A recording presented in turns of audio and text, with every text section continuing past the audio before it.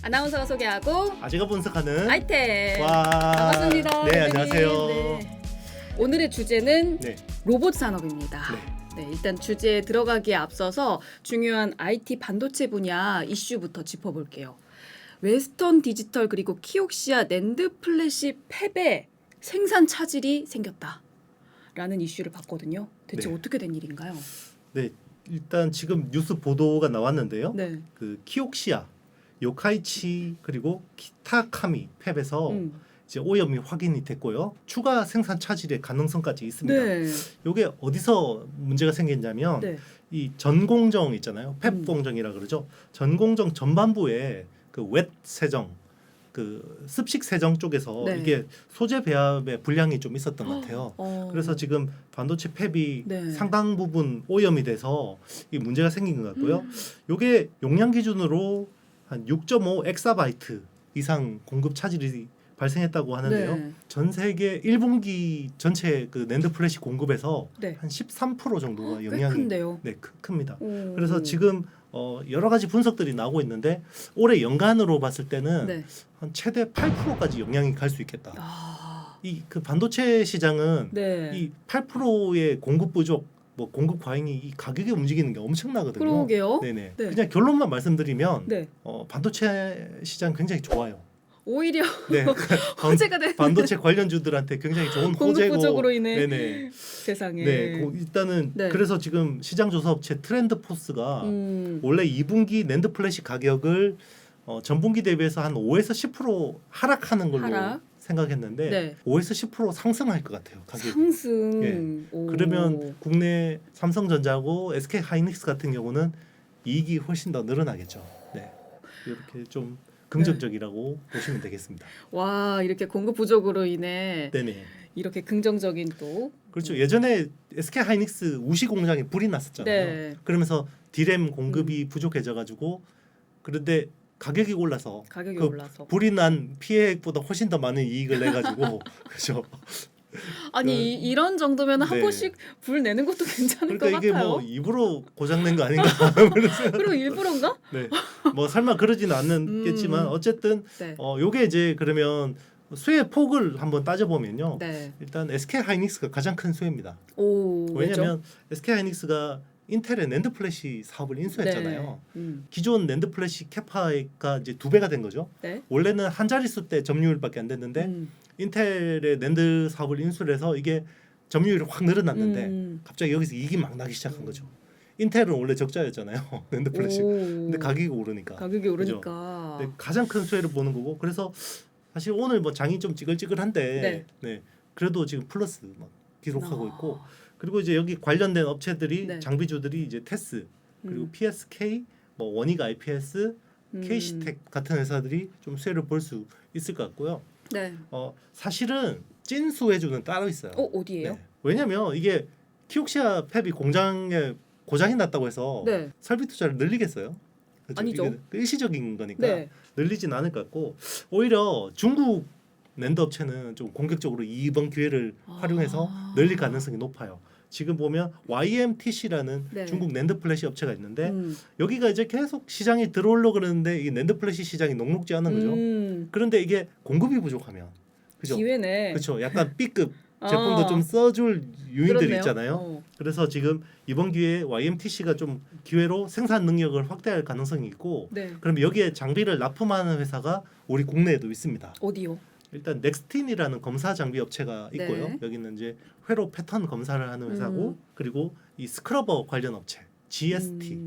예, 이 스크러버라는 거는 반도체 팹에서는 오염 물질들이 나오잖아요. 네. 유해한 화학가스를 쓰니까 요거를 정화할 수 있는 장치가 필요한데 그게 스크러버. 예, 그런 것들을 중국 쪽으로 많이 납품하는 회사가 GST.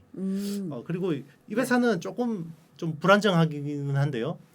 미래산업이라는 회사가 있는데 미래산업. 예, 재무적으로 좀 불량한 회사이기 때문에 투자는 좀 유의해서 하시고요. 네. 이 회사가 YMTC에 한 100몇십억 정도 수주를 한 경험이 있습니다. 네. 그래서 이런 회사들 중심으로 좀 괜찮을 것 같아요. 그리고 네. 마이크론도 오늘 이 사건이 나고 나서 5%까지 반등 시장의 장중에 5%까지 오르기도 했습니다. 그래서 지금 키옥시아하고 웨스턴 디지털 빼고는 네. 나머지는 다 만세 부르고 있습니다. 네. 세상에 특정 기업의 이렇게 생산 차질이 네. 굉장히 다양한 분야에 또 영향을 네. 미치고 있습니다. 그렇죠. 네. 지금 반도체 섹터가 조금 지지부진해서 네네. 재미없으신 분들 많으실 것 같은데 또 이런 이슈가 또 터져주네요. 네. 어쨌든 뭐 이게 다행이라고 봐야 되나요? 그러게 약간 묘해요. 사람은 안 다쳤으면 좋겠는데요. 네. 묘합니다. 뭐 기분이. 사람이 다치지는 않았을까요? 그죠? 네네네. 배합 불량이기 때문에. 네. 자, 그럼 본격적으로 오늘 주제로 들어가 보자면 요즘은 또 아주 로봇이 핫해요. 작년 초만 해도 메타버스 막 또 엄청 이슈가 되면서 그렇죠. 막 주목을 받았다가 지금은 또 굉장히 로봇 쪽이 네. 대기업도 많이 주목을 하고 있고 많은 투자자분들도 몰리고 있는 상황이 아닐까 네네. 싶어서 이렇게 주제로 가지고 왔습니다. 네. 항상 코로나19 같은 이 전염병이 있었을 때 뭐 로봇 산업, 자동화 산업이 발전을 했었잖아요. 네네. 과거에도 그런 전염병과 관련해서 이렇게 자동화 산업이 발전을 했는데 그 역사 좀 소개해 주시죠. 네. 일단 전염병하고 이 자동화 산업은 떼려야 뗄 수가 없는 거거든요. 네. 이게 19세기 그러니까 말 20세기 초반에 이제 스페인 대독감 그죠? 스페인 독감 때문에 유럽 인구의 15%가 죽었습니다. 그죠? 네. 그러니까 사람이 많이 죽었으니까 사람이 귀해지고 인건비가 올랐겠죠. 그러니까 기업들은 이 비용이 감당이 안 되는 거예요. 네. 그래서 어떻게 했냐? 컨베이어 벨트를 개발한 거예요. 그러니까 자동화가 시작된 거죠. 네. 그러니까 이제 사람들이 또 로봇이 우리의 일자리를 뺏어간다라고 해서 기계들을 막 때려 부수기 시작했어요. 그게 러다이트 운동이죠. 네. 똑같습니다. 지금도 코로나19로 인해서 그때처럼 막 사람들이 많이 죽지는 않았지만 네. 어쨌든 돈을 풀어서 이 위기를 해결했잖아요. 그렇죠. 그러는데 이게 계속 인플레이션이 발생하잖아요. 지금 음. 미국 인플레이션 때문에 난리죠. 네. 인플레이션이 발생하면 어떻게 합니까? 사람의 인건비도 오르죠, 결국. 그러면 기업들이 또 비용에 대한 부담이 생기니까 네. 어떻게 합니까? 자동화 투자를 하는 거죠. 네. 그러니까 이게 네. 어떻게 보면 역사적인 맥락에서도 이 네. 로봇 산업이 뜰 수밖에 없는 겁니다. 지금 이 코로나19가 창궐하는 이 시점에도 네. 또 로봇 산업이 주목받을 수밖에 없는 이유인 것 같아요. 그렇죠. 그러면 이 로봇에 대한 좀 분류부터 해야 될 것 같거든요. 로봇 네. 종류 분류 좀 해주시죠. 네, 일단 한 세 가지 정도로 분류가 됩니다. 네. 산업용 로봇이 있고요. 우리 뭐 옛날에 자동차 공장 가면 이렇게 로봇팔 거대한 로봇팔들 네. 있잖아요.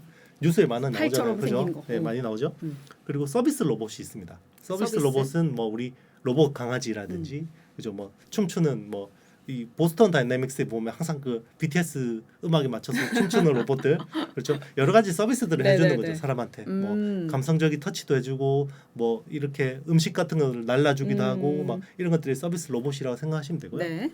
그리고 프로세스 자동화가 있습니다. 이런 프로세스 것들은 자동화. 우리 눈에는 잘 안 보이지만 공장에 가면 네. 이렇게 이제 반도체 공장 같은 데서 네. 이렇게 자동화 로봇들이 있죠. 일종의 이제 스마트 팩토리라고 생각하시면 됩니다. 이것도. 네. 네. 또 산업용 로봇과 협동 로봇이 분류된다고 들었거든요. 네네. 어떤 차이가 있나요? 예전에는 그냥 산업용 로봇이라고 했어요. 네. 이제 그런데 이게 이제 협동 로봇이라는 분류가 이제 세분화되기 시작했는데 산업용 로봇은 일단 거대합니다. 굉장히 거대해요. 그래서 네. 위험하겠죠. 그렇죠. 네, 그래서 사람이 근처에 접근하면 안 됩니다. 네. 그래서 안전 펜스가 되었죠. 왜냐면 다치니까. 네. 그죠? 그래서 안전 펜스가 설치돼 있고 로봇이 고정돼 있죠. 움직일 수가 없습니다. 네. 그죠? 뭐 여기서 팔만 움직이는 거죠. 네. 그런데 이제 협동 로봇이라는 게 뭐냐면 이게 로봇만으로 이 공장을 돌릴 수가 없는 거죠. 사람이 같이 필요한... 같이 일을 해야 돼요. 그러다 보니까 로봇 엔지니어들이 사람하고 로봇이 같이 일할 수 있는 기계가 필요하겠다. 그러려면 일단은 위험하면 안 되겠죠. 그쵸. 네. 그래서 안전 펜스가 없습니다. 그리고 크기가 작아졌어요. 네. 그죠? 사람하고 같이 일해야 되니까. 그리고 이제 뭐 이렇게 인간의 협동에 최적화된 로봇들을 만들기 시작했는데요. 일단은 산업용 로봇은 또 거대하고 너무 비싸요.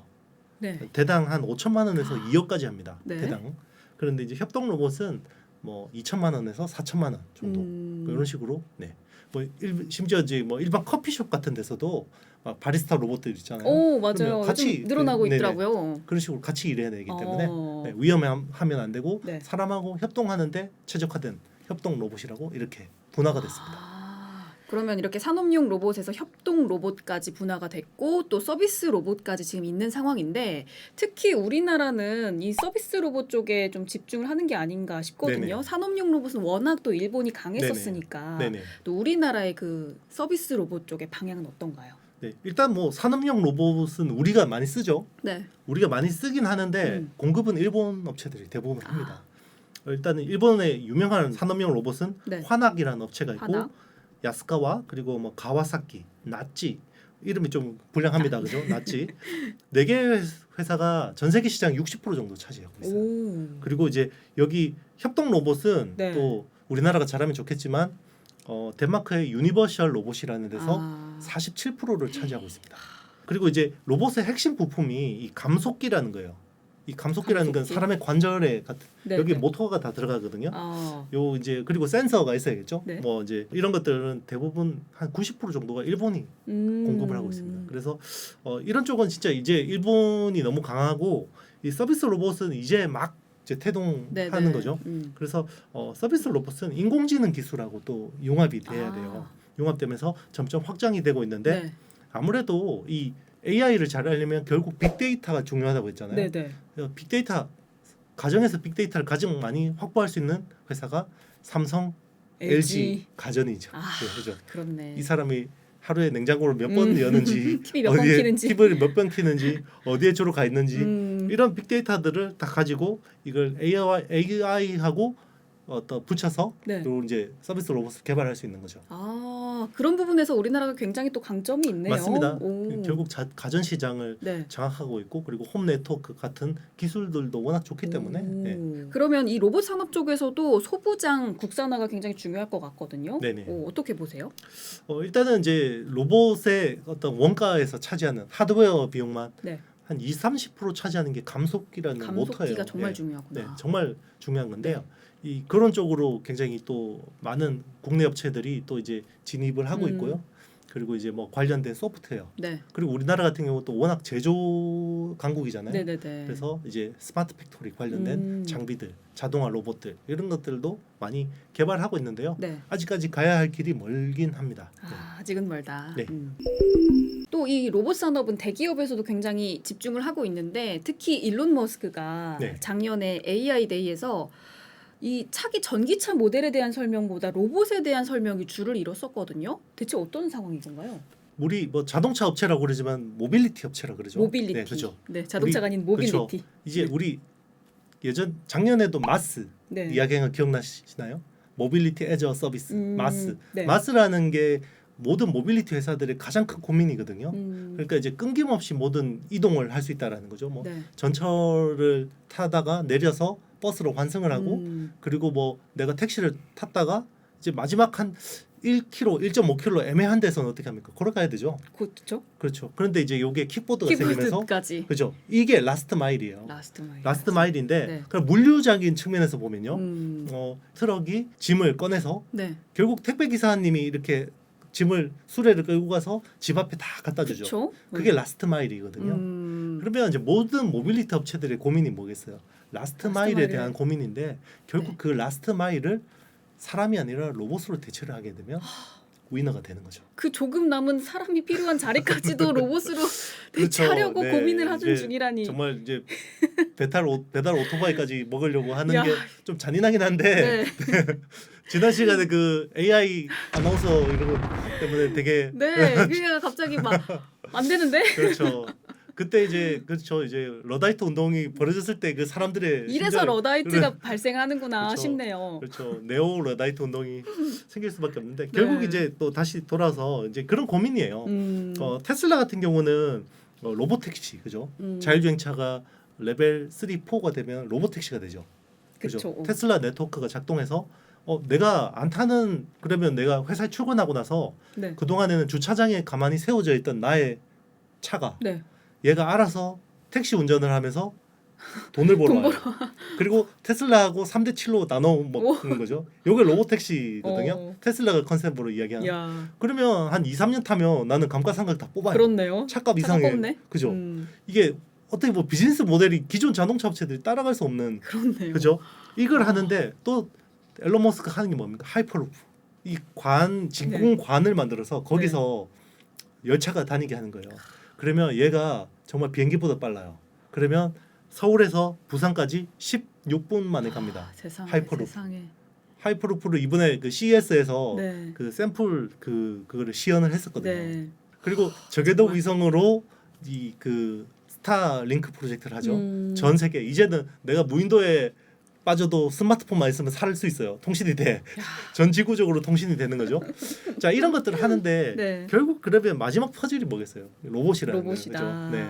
그 휴머노이드 로봇이라는 거예요. 그리고 이제 앞으로는 이제 그 도로에 지금 교통 체증의 대부분이 뭐냐면 우리가 출퇴근하면서 막히는 것도 있는데 네. 도로의 한 40%를 점유하는 게 물류차들이에요. 물류차. 네, 트럭 뭐 이런 것들이거든요. 네. 그런데 이런 것들을 앞으로는 이제 도로 밑에다가 굴을 파서요. 쏴요? 네. 뭐 하이프루프로 쏠 수도 있고요. 그러니까 하이프루프를 쏘는 거는 네. 그냥 철도 그냥 위에다가 만들면 돼요. 그러면 이제 도로 밑에 이렇게 다 그 굴을 뚫어서요. 네. 지상하고 지하 도로를 따로 하게 되면 네. 지하 도로는 이제 물류차만 가게 하고 물류만. 위에는 이제 뭐 그냥 사람들 이동만 하게 하고 그러면 정말 교통 체증이 완화가 되는 거죠. 오. 이제 이런 식으로 다 내다보고 있는 거예요. 네. 그러면 이런 식으로 테슬라가 꿈꾸는 이런 마스가 구현이 되면 당장 어떤 것들이 필요해도 저 서울 시내에서 30분 이내에 모든 것들이 배달이 됩니다. 네. 세상에. 그죠. 그게 앨런 머스크가 꿈꾸는 미래입니다. 아 정말 앨런 머스크가 뭐 안 하는 게 없네. 그렇죠. 모든 걸 다 하는 것 이제 같은데. 화성 개발까지 하겠다고 하는. 어찌됐건 테슬라가 로봇 사업화를 하려면 그 슈퍼컴퓨터 네. 도조 시스템이 굉장히 네네. 중요하지 않을까 싶거든요. 네네. 어떤가요? 그렇죠. 이제 사실은 테슬라의 자율주행차는 결국 로봇 기술의 기본이 네. 될 수 있는 거예요. 그죠? 테슬라의 어떤 그 도조 시스템이라는 게 있죠. 도조라는 거는 도장이에요. 도장. 그러니까 단련을 하는 거예요. 그러면 AI가 어떻게 단련합니까? 계속해서 빅데이터를 모아주면 계속 계산을 하는 거죠. 네. 그럼 로봇도 마찬가지인 거예요. 로봇들도 계속 다니면서 이런 것들을 슈퍼컴퓨터에서 계속 학습을 해서 로봇이 계속 고도화되는 거예요. 펌웨어 업데이트를 해서. 네. 이제 이게 기본적으로 로봇 사업을 잘할 수 있는 근본적인 이유일 거고요. 네. 그리고 그 어떤 그 센싱 기술들 있잖아요. 그 테슬라 같은 경우는 8개의 카메라를 가지고 뭐 라이다, 레이더를 쓰지 않고 그냥 다 해서 AI하고 상호작용하면서 계속 고도화되잖아요. 네. 그렇죠. 비싼 라이다나 레이더 센서를 쓰지 않고도 이런 식으로. 그러면 로봇도 그렇게 되면 훨씬 더 싸고 경쟁력 있는 제품들을 내놓을 수가 있겠죠. 그러면 지금 이제 현 상황을 보니까 이 테슬라 일론 머스크뿐만 아니라 뭐 모든 기업들이 굉장히 이 스마트 팩토리에 많이 집중을 하고 있다라고 느껴지거든요. 왜 네네. 그럴까요?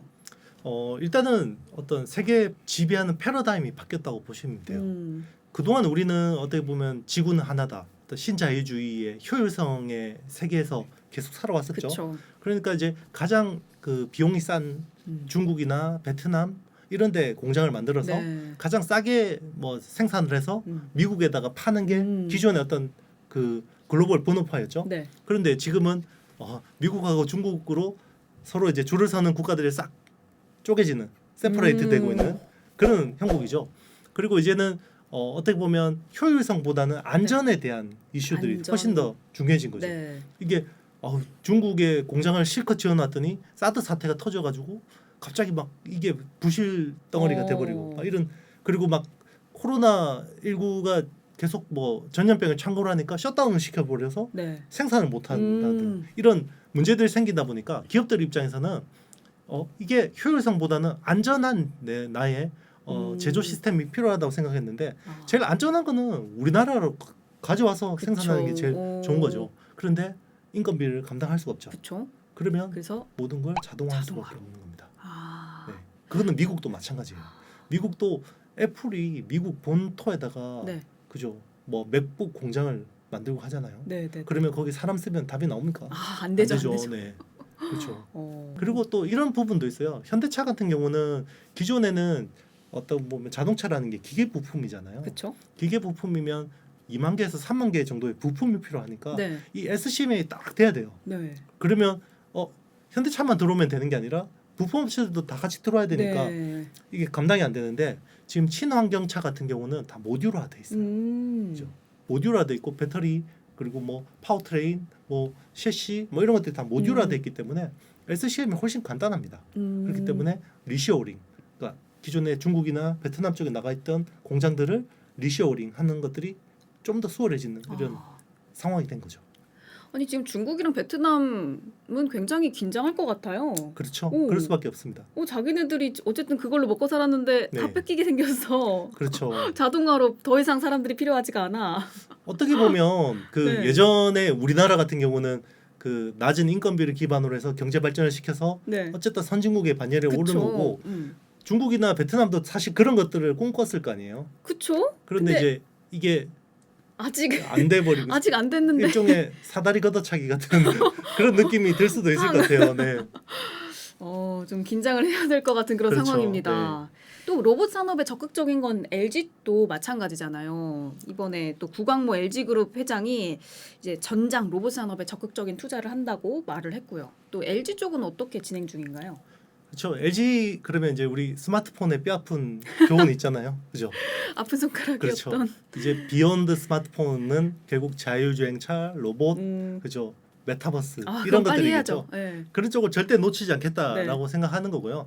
그래서 이제 LG전자는 18년도에 이미 로봇 사업센터를 설립을 했어요. 그리고 이제 뭐 로봇스타 같은 회사들도 인수했고, 네. 그리고 SG 로보틱스 뭐 이런 회사들도 인수를 했고요. 그러면서 계속 이제 준비를 해왔고, 이번에 CES에서 이제 미래 비전으로 인공지능하고 모빌리티를 함께 할 수 있는 로봇을 어떤 우리 핵심 산업 사업으로 제시를 했습니다. 그래서 오. 굉장히 열심히 하고 있습니다. 또 LG는 워낙 가전이 강하니까 그렇죠. 또 이런 쪽으로는 굉장히 경쟁력이 있을 것 같아요. 맞습니다. 그렇다면 국내 로봇 산업 쪽에 유망 기업들은 어떤 네. 게 있나요? 뭐 자율주행차하고 로봇은 어떻게 보면 일맥상통하는 부분이 네. 있어요. 일단은 인지라는 부분이 필요하고요. 그렇죠. 인지는 센서를 통해서 하겠죠. 네. 그러면 이제 센서를 하는 회사들이 뭐 대표적으로 카메라가 있겠죠. 그렇죠. 카메라가 있을 거고, 그리고 레이더 있는데 레이더 하는 회사는 별로 없고, 카메라고 라이다를 하는 회사들은 국내에 네. 좀 있습니다. 그죠? 항상 나오는 회사가 이제 MC넥스, MC넥스. 그리고 역시. LG 이노텍 네. 뭐 이런 회사들이 카메라 쪽, 라이다 쪽을 잘하고 있고, 네. 그리고 판단은 AI하고 빅데이터 쪽이죠. 뭐 이런 음. 쪽은 빅테크 회사들이 잘하니까. 네. 그리고 제어라는 부분은 이제 이 AI에서 명령을 하면 뭐 이 액션을 해야겠죠. 네. 이제 제어를 하는 부분은 이제 액추에이터 그리고 음. 감속기 뭐 이런 쪽이죠. 이런 데는 이제 SPG라는 업체가 있고요. 네. 감속기를 하는 회사가, 그리고 로보티즈라는 회사가 있습니다. 이런 쪽도 이제 그런 관련된 업체로 보시면 되겠습니다.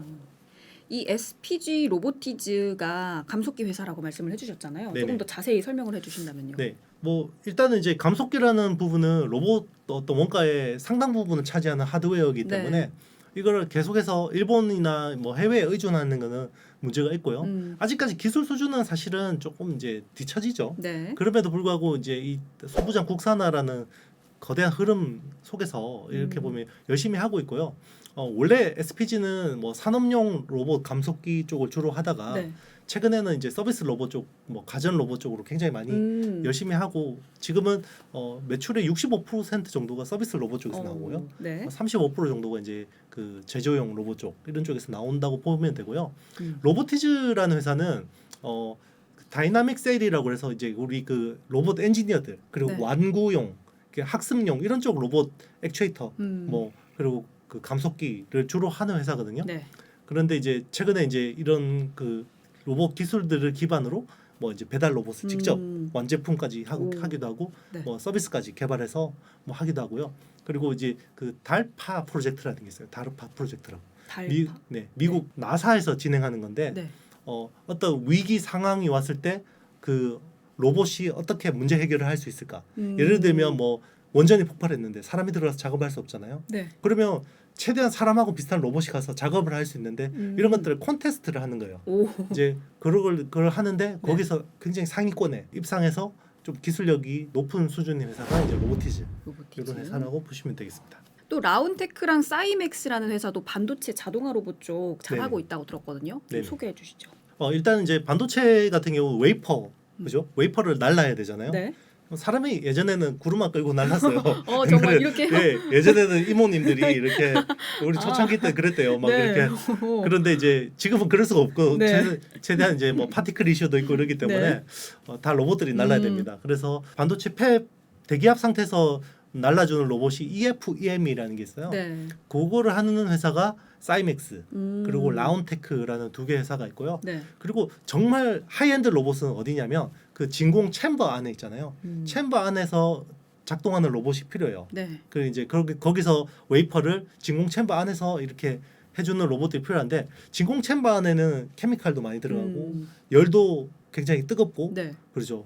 막 그리고 진공 상태다 보니까 굉장히 가혹하겠죠, 환경이.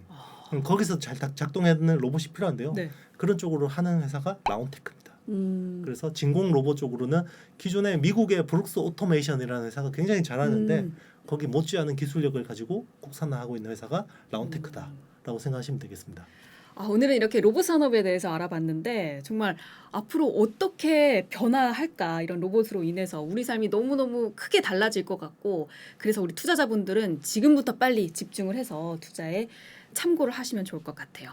네, 오늘 정보가 도움이 되셨다면 좋아요, 구독, 알림, 댓글까지 남겨주시고요. 투자에 대한 판단은 본인에게 본인의 있습니다. 있음을 기억해 주시기 바라겠습니다. 저희는 다음 영상에서 만날게요. 안녕.